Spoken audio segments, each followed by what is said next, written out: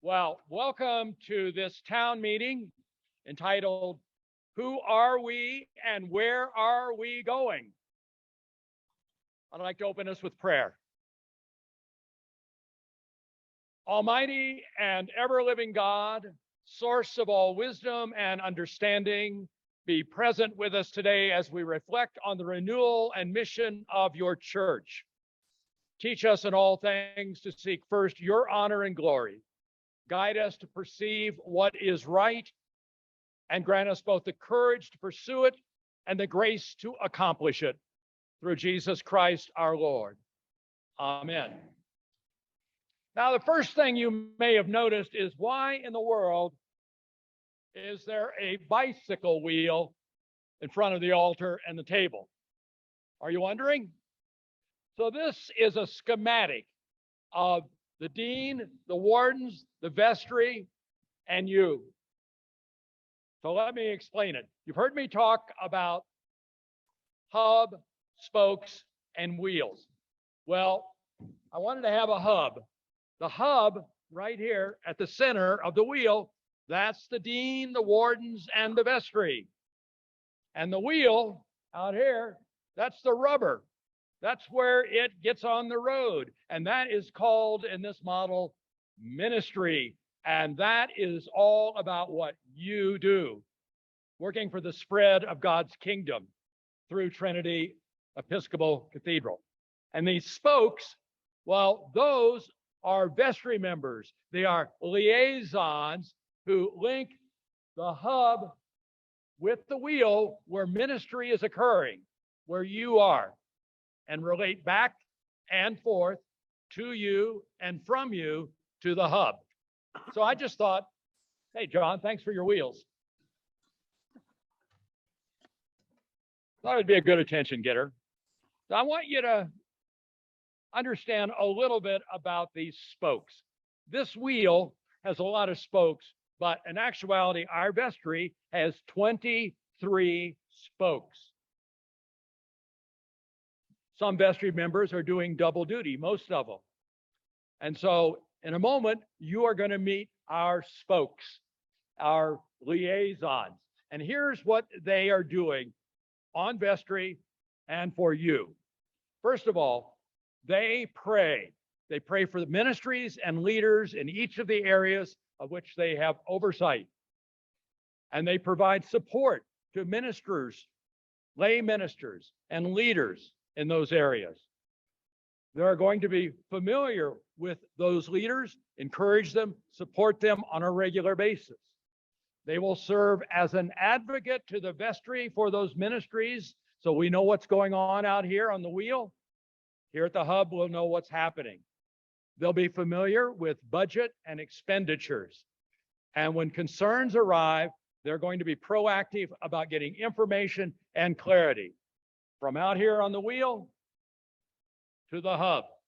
And when things important are at the hub need to be communicated to the wheel, they take it out to you. So that's the wheel, hub, spoke model. And we had our first experience of it on our vestry meeting this month, and it worked really, really well. So let's get off to a good start and introduce our liaisons that are here. When I mention you, please stand up. The first is outreach, Nancy Peterson and Barbara McQuard. Okay, there they are. Okay. Oh, where's Dave? Okay, Dave wants to be on outreach, and you're hereby appointed a spoke. A real-time spoke. That makes now 24. Worship. So Saturday night has a spoke. That's Barbara. You can stand up again. Okay. John right here at 7:30. Brandon Harger at 9. He and his family were just here. And Dave, you can stand up again at 11 o'clock. So if you need to communicate something about your worship service, these are the go-to spokes or folks, however you want to know them. Music. Where is Margaret Zuccarini? There she is back there. Have a thought about music? Feedback? She's your go-to person. All right. Stewardship. Hey, Cleta Dillard. Margaret, stand up again. Okay. You'll be hearing about them soon. New members. Where is Gary Fuller? Gary, and also Lindsay Campbell. Lindsay, I know you're at home. Lindsay got COVID. She's doing okay, but hi, Lindsay. We greet you. Children's formation. Hey, Kate, stand up. And also Brandon. Adult formation, Nancy Peterson again.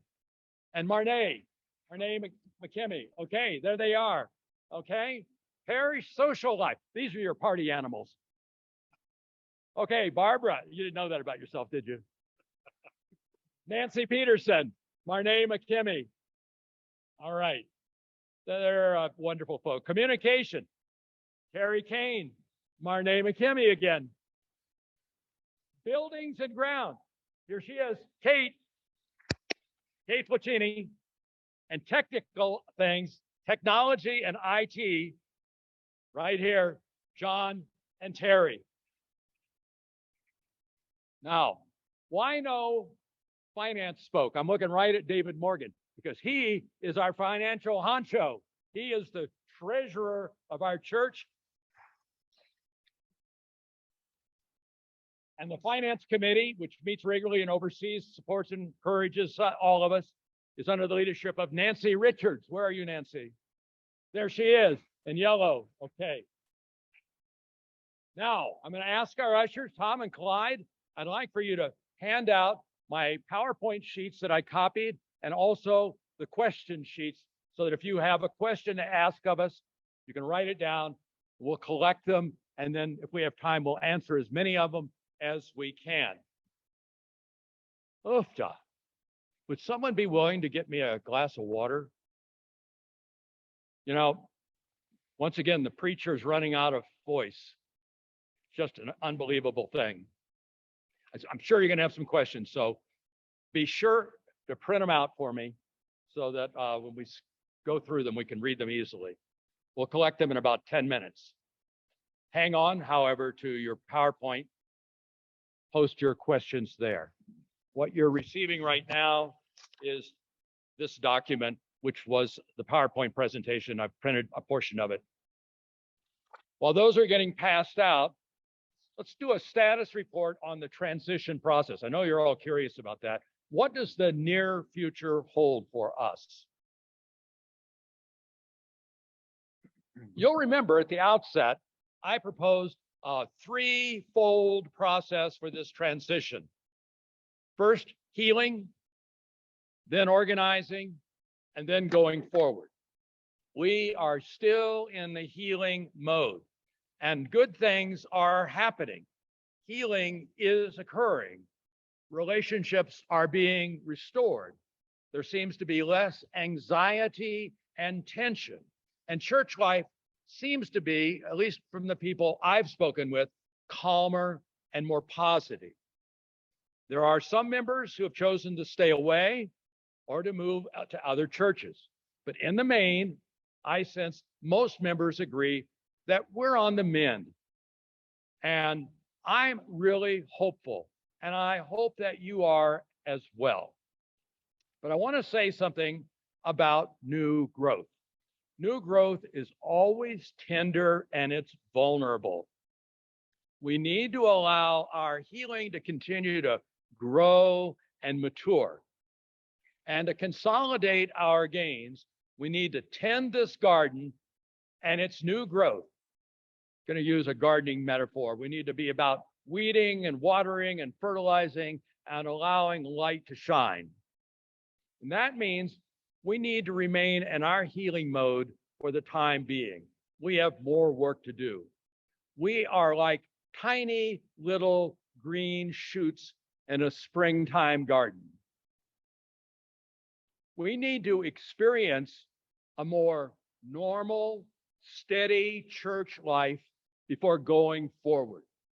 We're not ready to take the first step in a search process, which is a self-study. That's because we're not sure who we are or what we're capable of doing. So that leads me to some reflections I shared with our vestry on retreat in April about how churches work. Different strokes for different folks. You take that out. Churches come in different sizes and have different ways of doing things. John is putting these up on the screen share for those who are watching on Zoom. And also a word, this is being recorded so that if you next week want to revisit this meeting, if you thought you might have missed something, or you know somebody who could not come and take part, the link will be in next week's Carillon so that you can view it. So I'd like to go through these briefly. Churches come in 5 basic sizes: family size, pastoral size, transition size, program size, and resource size. Some of you have probably been in a family church. A typical Sunday attendance during the year, not counting summer, not counting Easter or Christmas, is about 75. We call that ASA, average Sunday attendance. And it is a much better estimate of the church's membership and participation than its membership rolls. Who actually comes to worship? And so under 75 is a family-sized church. Almost half of all Episcopal churches are this size. It's a single cell organism. Think of a single cell organism. It's group centered around key families, key individuals. And the pastor there serves primarily as a chaplain to these families. And when they have a fight, it's a family fight because it's a family-sized church. The next, and you may have been part of that, is a pastoral-sized church. 76 to 140 average Sunday attendance, and that makes up about a quarter of all Episcopal congregations and about 22% of all of us Episcopalians on a given Sunday. It tends to be, as the name says, pastor-centered. And governance in that church are key families on the vestry, but there are emerging groups. But the pastor is at the center of just about everything, including new member incorporation. And so he is or she is a critical figure. And so when there's a struggle in this congregation, the fight's often with the pastor or over the pastor. Okay. And just out of curiosity, how many of you have been in a family-sized church sometime in your life? Okay. How many of you have been in a pastoral-sized congregation sometime in your life? Does this kind of ring familiar a little bit? Okay. The next one we want to look at is transitional sized. That has 141 to 224 average Sunday attendance, and it's about 15% of all Episcopal congregations, about 23% of Episcopalians on a given Sunday. And governance in this kind of congregation is key families. They're still on vestry, but many new groups and many new individuals are starting and subgroups are forming. It's a much more complex body. The pastor is stretched. And in fact, an individual can only know about 100 persons at any one time. Remember, 100 names. And so this is way beyond the capability of one person to be able to manage pastorally a congregation. It's at the cusp of needing additional staff, but resources are often not there. It's a big push. It's a big stretch for this size church. And if there's going to be a conflict, it's over who's in and who's out, who's got the information and who doesn't, who has the attention of the clergy and who doesn't.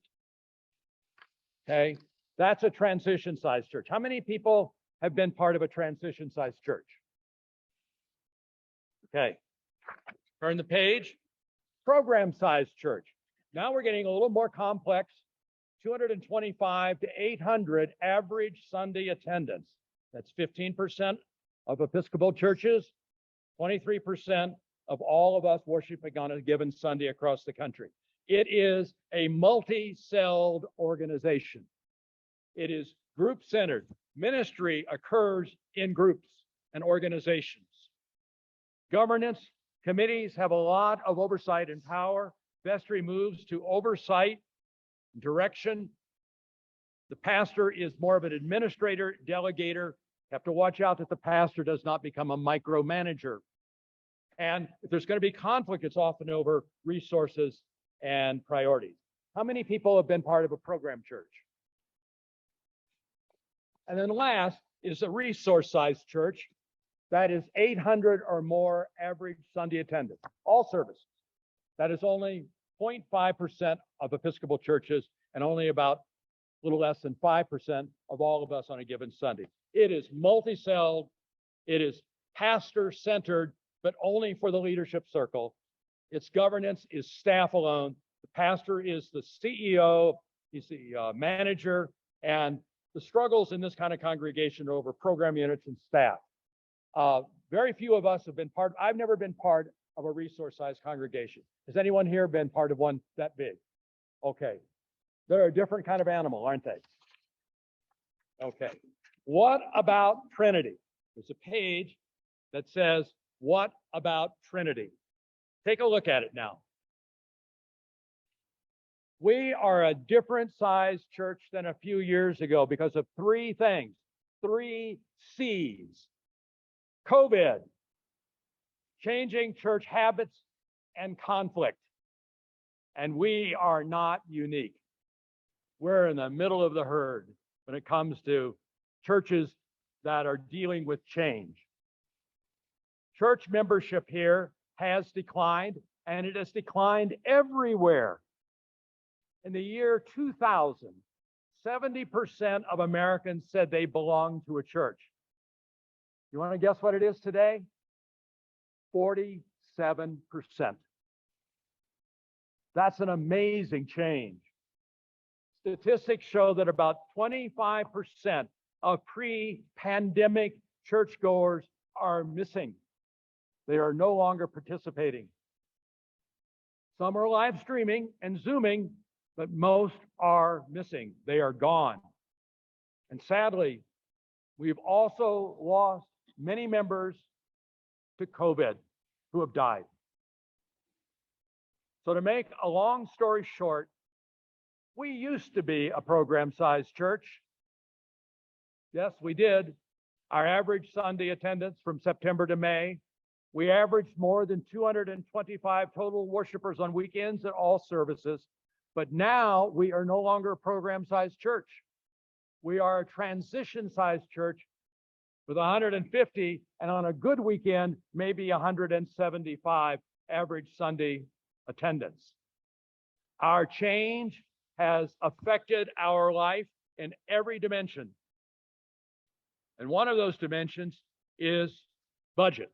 I'm going to ask Terry to come over here and share how our changes have affected our finances.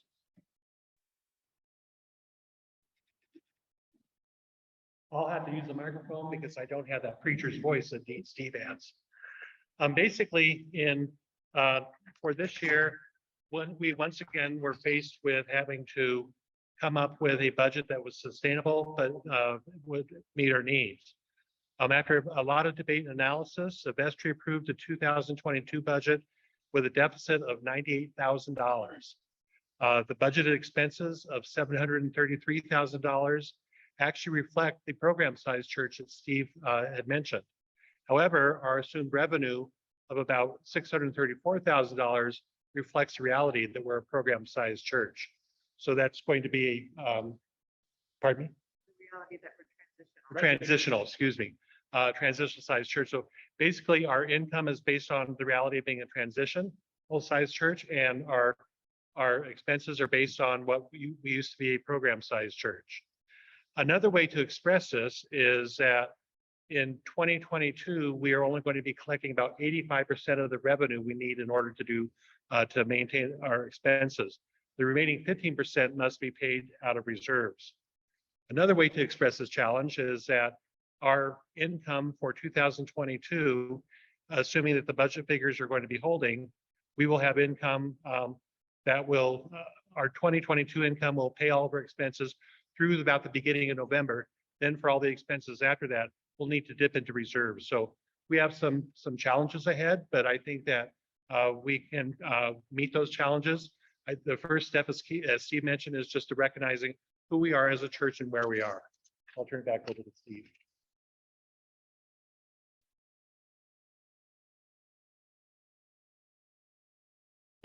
Thanks, Terry. So I asked how many of you have been part of a program-sized church. All of us have if you've been here for a while. How many are part of a transition-sized church? We can all raise our hand right now. That is our reality. So I would like for you to turn the page and look at the one that says transition-sized church. That's our reality. Okay? We are a stretched cell. We are a stretched cell. We are dean rector centered, but we're moving and continue to move towards group centered activities, hence this model, which I've introduced. Power and authority in our size churches shifts to these subgroups, and individuals outside of key families are typical in a church of this size. Change a new member incorporation is not just the job of a priest in this size congregation. It's way too complex. It's lay groups working with the priest. The typical priest in this kind of congregation is stretched to his or her limits and needs additional staff. But oftentimes there are budget constraints that make that impossible. And so that is the life of a transition-sized church. You can also then look at the program-sized church, where we were before COVID, before changing church habits, before conflict. Now, there's a good diagram, and if it looks like my bicycle wheel, actually it's John's bicycle wheel. It's a little bit fuzzy. Do you see it on this page? Okay. Both transitional and program-sized churches operate sort of like this, where you have the priest as enabler and chief administrator, but the second circle where you find staff, there are fewer people, and some of those are going to be part-time, whereas in the program-sized church, there's going to be more of them, and they're going to be full-time. And in the program-sized church where we were, there'd be a lot of these little program areas and organizations out there where there are leaders. There are fewer here because we're transition size. There'd be more if we were program size. And then on the outside, where the rubber meets the road, as I say, where ministry occurs, that's where the program and ministry units and organizations are. And so in a transition sized church, that's where our ministries are. There's probably fewer of them than there are in a typical program sized church. They're still vital and need nurture, care, good communications, support, and all of those things. Now, there's nothing wrong with being transition sized church. Nothing at all. It's being realistic about who we are. And we are part of a national trend. We need to recognize it and get ahead of it. Be proactive and not reactive. So, the way churches work depends on their size. And I have in my handout this page, it's out of order, has little lines. By the way, I think it's time for the ushers, if you want to start collecting people's questions, you can bring them up here. And for those of you on Zoom, you can use the chat box. And I'm going to give I'll give Cleta Dillard my glass to refill for me.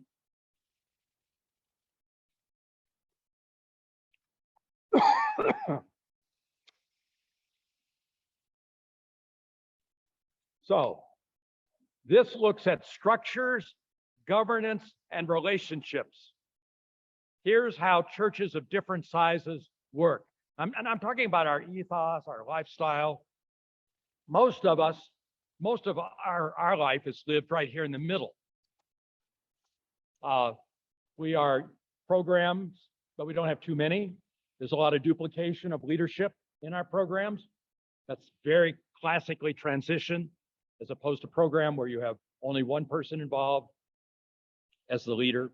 The rector, administration is very important. I will tell you, a huge part of my work here is administration. The role of the vestry is leading. Decision-making tends to be sometimes informal, but mostly, especially with our executive council, Cleta went up for a moment, of Kate and Terry and Cleta and myself, that very much we're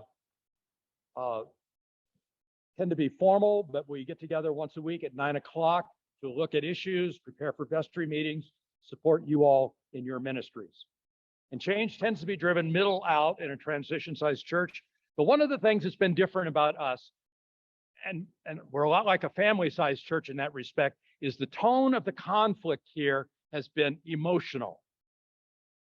It's been very emotional. And so I just want to highlight that those are some of the things that describe who we are. And so, and I'm not sure why it's been more emotional than relational or subjective. But most importantly, I think that conflict is on the decline. Anxiety and upset are lower. Our life together seems to be calmer. There's still some simmering out there among some of us who have chosen to step away. Now, gosh, you might say, we're not what we used to be. Well, none of us are. Change is a reality for each and every one of us. And what's happening to us is happening to others. Our attendance, for example, is roughly 70% of what it was in 2019.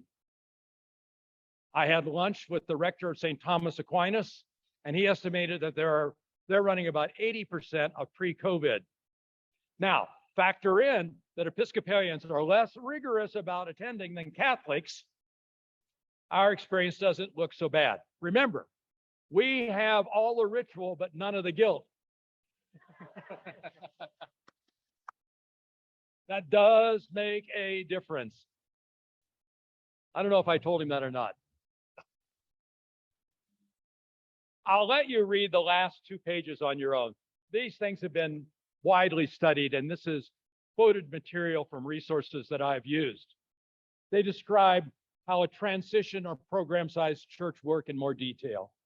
I've shared these because we need to know who we are and what we're capable of doing. It's an exercise in know thyself. If we take the importance of change seriously, knowing thyself is crucial. If we enter into a search process prematurely, well, thinking that we're a program-sized church, when we're really a transition-sized church, we are going to have dysfunction and disappointment. So let's discover ourselves, discover thyself as a transition-sized church, and to be, God willing, the best transition-sized church we can be at this time. And that requires living into this new reality. And living into that new reality requires time well used. Now, of course, we want to grow. Maybe this is a good time to field some questions.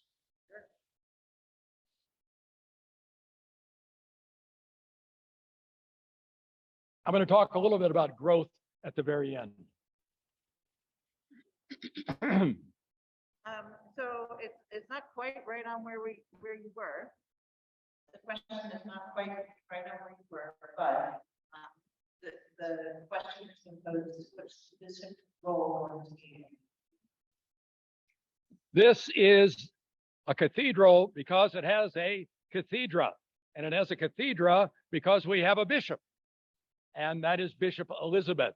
And this is sort of like her church, where she goes forth to the rest of the Diocese of Nevada. Now, she's not here a lot because if you want to know where she is, she's in a car, an airplane, or a meeting somewhere. That's what bishops do. But when she is here, she will preside. Now, I don't know when that next time will be, but I had lunch with her this week and we talked about these things. So we are in conversation and in touch. And she's very pleased to hear about the progress that we're making. Related question, are we too small to be a cathedral? I was the dean of St. Peter's Cathedral, which was a pastoral sized congregation in Helena. It made it up to Transition, and then I retired. I abandoned them. So I'm familiar with transition size, but yeah, we're just fine. A cathedral is not about how big the building is. St. Peter's Helena is about half this room size. So I was just in England at some very big churches. We don't have to look like an English cathedral. We are who we are. We are God's people called Saint Trinity Episcopal Cathedral, and our bishop is seated right behind where I am, and that seat remains empty because only she sits in it. Switching gears, I hear there's going to be an audit. What's the audit? Well, this is the vestry is especially in charge of all fiduciary matters. So you get Terry Kane back. Yeah, we just signed a contract with Church Procedures Audit, Financial Procedures Review. This is really kind of exciting because this is a big part of my transition to moving to a new rector. It's required by the diocese that we have an audit.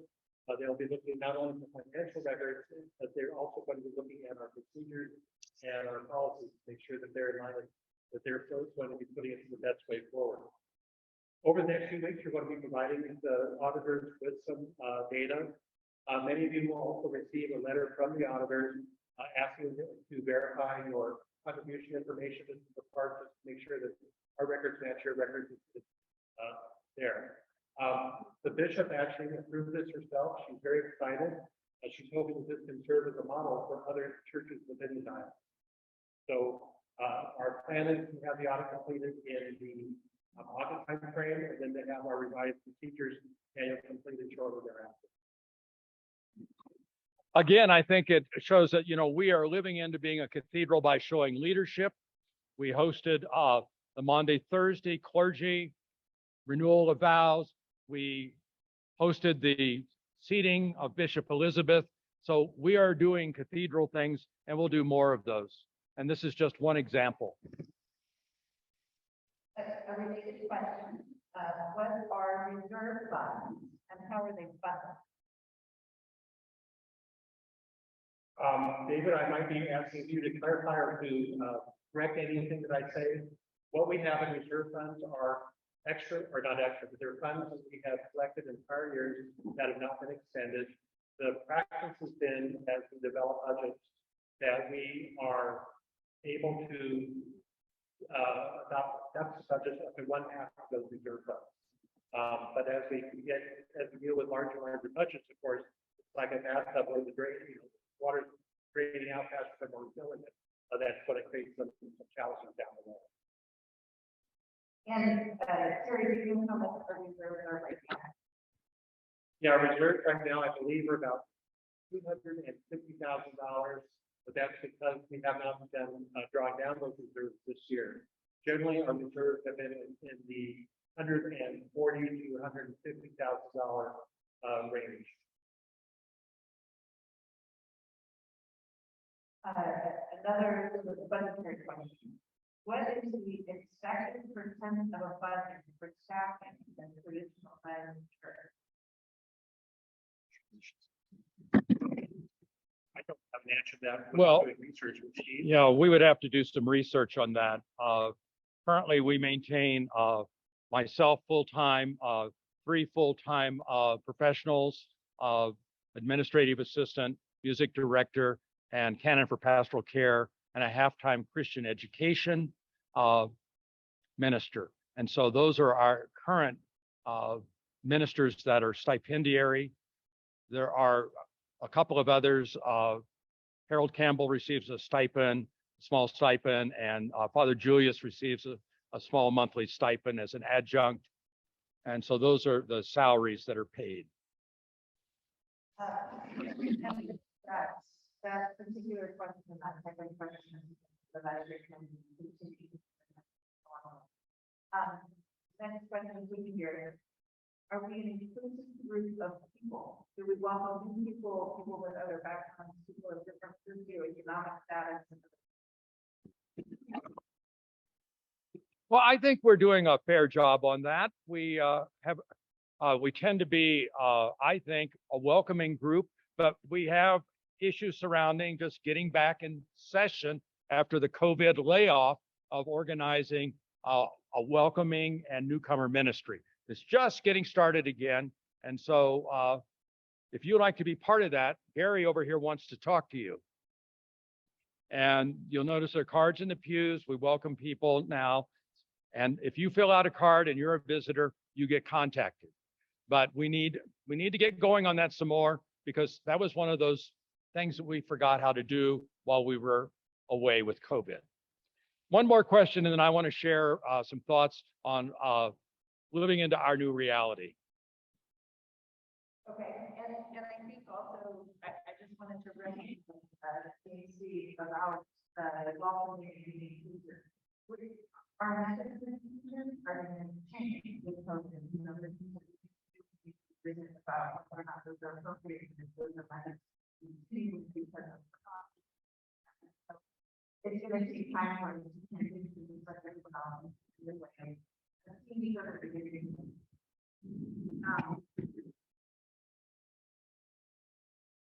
Administrative question. Is the phone Thursday service going to come back?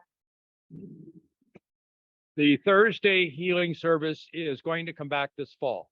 It'll be at noon on Thursdays. Okay. Other questions are over here, and we'll try to answer those in the carillon. Anytime you have a question, please call. I set aside appointments on Monday mornings and Wednesday afternoons for people to come by, talk about anything you want to talk about. Okay, living into our new reality as a transition-sized church. We want to grow, there's no doubt about it, and we will grow. But most of the time when you ask people about growth, they think about numbers. Numbers are just one measure of growth. And so I want to talk about 4 ways that churches grow. The first, of course, is numerical growth. That includes births, that includes transfers, and converts. But there's also, on the other side of the equation, there are deaths, transfer outs, and dropouts. And so that is one component of church life, numbers. Another is growth in maturity. Growth in maturity. That's the ability of a church to challenge and support and encourage its members to grow in their faith, to deepen their spiritual roots, and to broaden their religious imaginations. We need to form and educate all ages and stages to be part of the Jesus movement. That's who we are. We are part of the ongoing movement that Jesus launched. And so growth in maturity is a very important component. Number 3 is organic growth. And I'm talking about here structures and practices that result in a dependable, stable family system in which we can grow and we can make a difference in our church and in our world. I'm talking about empowering and making servant leaders who have good boundaries, a church that has humane policies and procedures, and a safe environment for all of its members. That's the third one.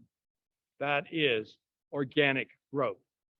And then there is incarnational growth. We need to recover our reason for being. We are in the business of helping people find God, building strong community where God's word is understood through Jesus, and being a community where people are fed, nourished, and healed in God's name. And as a colleague of mine says, if it ain't about Jesus, it ain't about us. The more we embody these, we incarnate these values and principles, the more we can work effectively for healing in our broken world. So the fourth one is incarnational. So there's 4 ways that we grow, and we need to be working on all 4 of these, okay? We need to be working on numbers, of course. We also need to be working on maturity, organization, organic matters, and being incarnational, really embodying the faith. Now, before we break, I want to say a word about phase 2 of the capital funds drive, because a lot of people are wondering, are we ever going to get that done? With the restoration of the Carillon, Jim Lamb, it's going to happen. Yay. In our bell tower, later this summer, phase 1 of our Faith Like a River improvement project will be concluded. You are now sitting in phase 1, and it is beautiful and it is lovely. And we need to thank all the people involved in that. But now,